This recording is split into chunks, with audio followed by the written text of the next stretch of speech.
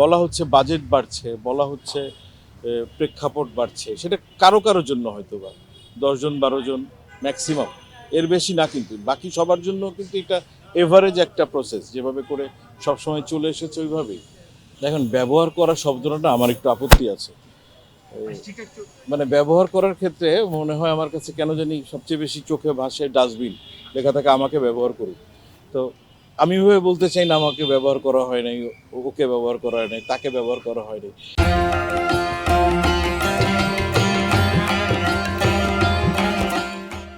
Artist তো artist, এখন ক্যারেক্টারের ডিমান্ড অনুযায়ী সে কতটুকু সুযোগ পাচ্ছে সেটার উপরে ডিপেন্ড করবে আসলে সেই ফিকশনটা, সেই গল্পটাতে সেই অ্যাক্টারের বা সেই আর্টিস্টের কাজ করার ক্ষেত্র।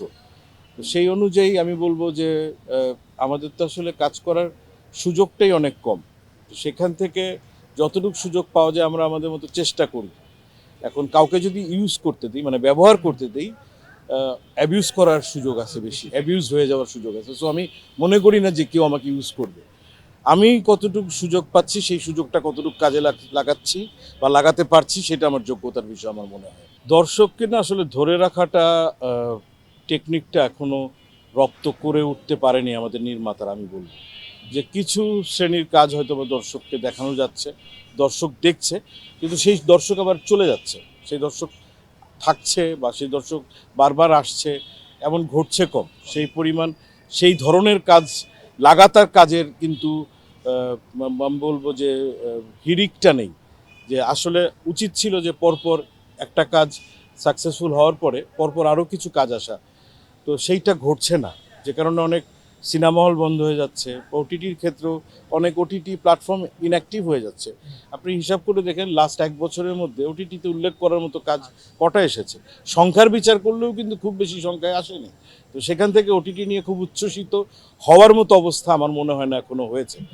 সেই জিনিসটাকে আরেকটু বিকশিত করার জন্য যেই মনোযোগ, যেই ধরনের নিঃস্বার্থ অনুভবের দরকার, সেটার আমার মনে হয় একটু ঘাটতি আছে। অনেক বেশি ব্যক্তিকেন্দ্রিক বা অনেক বেশি ব্যক্তি স্বার্থকেন্দ্রিক প্রচেষ্টা আশেপাশে দেখা যাচ্ছে মনে হয়। দেখেন, গল্প বৈচিত্র্য আসলে সবসময়ই আমার কাছে মনে হয় ছিল। এখন আমি আমার চরিত্রর অবস্থানটা গল্পের মধ্যে, গল্প বলার মধ্যে কিভাবে আছে সেটা দেখেই সবসময় কাজ করার চেষ্টা করেছি। আমি খুব আলাদাভাবে বলবো না যে এখন এই সময়ে যে গল্পগুলো খুব আলাদাভাবে বলা হচ্ছে। ভালো গল্প, ডিফারেন্ট গল্প সবসময়ই বলার চেষ্টা হয়েছে। সেই চেষ্টাটা এখনও বিচ্ছিন্নভাবে জারি রয়েছে, এইটুকু বলা যায়।